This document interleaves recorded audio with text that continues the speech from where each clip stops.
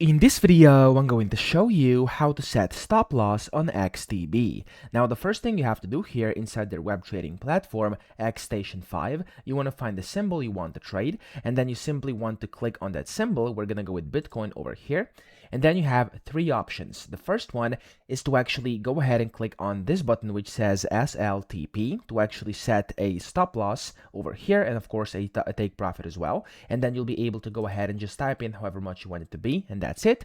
The second one is on the chart. So if it's not on the chart, whatever you're trying to trade, you can just basically right click and click on open chart. It's going to open up, and then you can click on SL/TP over here and set a stop loss in here. Or the third way, which I prefer the most, is you can just double click on a specific symbol. It's going to open up as a separate tab here, and then you can set a stop loss over here just like this. Okay, so that's pretty much all the ways you can do this. I hope this video helped you out. If it did, please subscribe to the channel and help me out as well.